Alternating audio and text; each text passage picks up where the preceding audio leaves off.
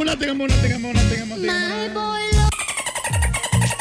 Ako sa ning isingit niya mong gwapa nga guest. Ato sa kumustahon, kumusta to ang mga filmmakers, mga nasa showbiz industry. Kay kani siya, siyempre proud ni siya nga taga Villanueva. Proud ni siya nga Cagayanon. Og kumustahon nato kanay uban biya karon nga hey, lisod kayo usapon sa mga naapektuhan aning pandemya. Nasa Zoom si LJ Flores, usa ka filmmaker, director po ni siya. Hi LJ! Hello! Hi Kuya, good morning! Good morning! How are you? Good morning! Maayong buntag. Asa I'm karon? good. Magtagalog ba ko karon? Asa man karon nakas Manila? Grabe. Manila. Naragyapon din sa Manila. Siyempre, wala gid ko kauli kay lisod kayo diri nag-lockdown na pud mi. Correct. Manila grabe ron no. If you don't actually mga kagahi si LJ Flores siyempre usa ni Nadia sa filmmaking, mga bisag unsa basta showbiz sa mga part na kung isunod niyo na sa Facebook na Nadia pero kanilang kumusta sa nato diyang industriya? Kumusta? Ang mga tapings napabaghihapon o pareha sa ubang mga entertainers nga medyo down tungod aning pandemya? Actually, nagkaroon kay a lot of people are experiencing COVID cases. So, daghan kayo production now na nag-stop muna kay daghan kayo daghan kay nag-positive na crew and staff. So, right now, parang ang protocol is gusto po sa government para for the safety also for the people. Napagay po yung mga shoot pero sa man stricto? Now. Nagay po yung mga shoot ron pero stricto? Naay mga shoot but minimal crew lang. Like, dili good siya same before na 200 to 300 crew per day per shoot but right now naana sa tawag na to.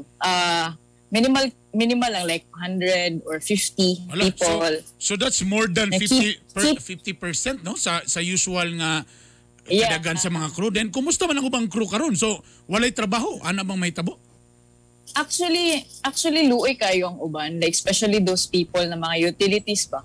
Sila magud ang gipang tanggal like kanang like example sa MOA. Kami yung mga key staff. So di gyud mi matanggal kay key staff man. So like yung mga utility like na yung mga requirements sa DCP, Film Development of the Philippines, parang isa sa mga protocols nila, then even ang kuan nga, kailangan sila tanggalon yung mga utilities kay murag, sample, ilang work kay magtimpla og kape or maghatag. So, kani sila, ang mga, kaning mga, so parang kaning mga PA, no? Kaning mga PA, mo ni silang number 1 nga mga affected kayo, no? Yes, mga PAs. So karon unsay nakita ninyo unsay kalingawan nila karon katong uban ng mga way trabaho sa imong nailhan lang? Actually, wala gyud kuya. Like a lot of friends also like mga stylists, ang uban mga makeup artists, parang they sell na lang mga pwede pabaligya para lang gyud mga mabuhi for this pandemic, nalisod kayo ang industry karon. Naimingon sa uban nga may man tong mga artista kay daan man sila na yung mga kita. Pero sa imo bang tanaw karon ang pati bang mga artista dako po affected po aning pandemya? Super affected dagan kay kung kailang lisod gid kaayo sila. Like wala po nila expect ba kay dagan ba artista po right now na even yung mga even the veteran artists nga na ako'y kailang lisod jud kaayo sila karon kay wala nila na anticipate ba wala pa kung wala by projects is wala pud bay mosulod sa ilaha. Yes, tama yun. That's the difference bagay may man to kanang kontrabahante ka may man to nga naman kay pizza 15 pizza 30 na tuloy-tuloy ang kanimo ngani manggod kunay big time nga project kwarta pero siyempre kung walay project so wala say kwarta so bari nga na ang dating so medyo advantage tong medyo na other business or mga nakaipon, no? Tama ba? Alright. Yeah. And now, ikaw, kumusta ka di LJ? Unsa may imong ginabuhat karon nga ingani lockdown, wa kay mga projects?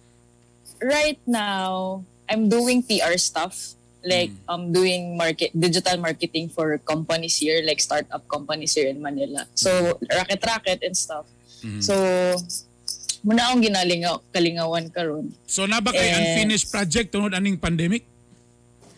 No, the last project is the Hollywood, the Almost Paradise. Mo utong last project nako with ABS.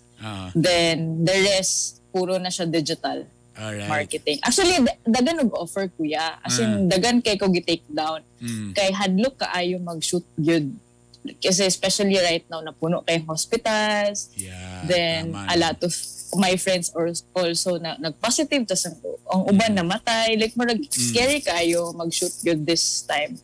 So, medyo, kuan pa ka ng work from home o online lang sa aron? Yes, work from home. Kailangan gyud safety first. Alright. Unsabay na ba kay next sa among abangan nga big project sa MOLJ?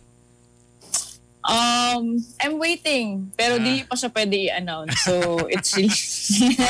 Kabulo naman kadahan kay ikaw ba akong source? Ihungong lang na sa ako diya mga showbiz balita diya, mga kami exclusive sa gahin ni Bay. Kabulo naman kadahan.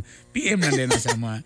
Anyway, unsay mong message o ani na lang unsay mong learnings nga imong na-learn aning naitabo nga pandemya labi na sa inyo nga nga industry? I think for us, don't be complacent. And whenever you have a project, save money, as in practical. yeah, tama. Kaya akong last project mo nang nagbuhi sa ako karon. So, even if it's 1 year na, pero it's really like you need to save, you need to be... you need to tawag yun siya, self-love also. Kung kailangan maging healthy, go. As in, tanan. Like ako, I'm doing workout right now. I'm eating healthy. As in, tanan na. Sigo ka kita sa imong stories. That's why, ang akong last question is, kumusta na imong status sa heart sa imong kasing-kasing despite sa pandemic? 50% happy. Dili 50%, dili pa siya full di ay. Dili pa siya full kay pandemic manggod dyan.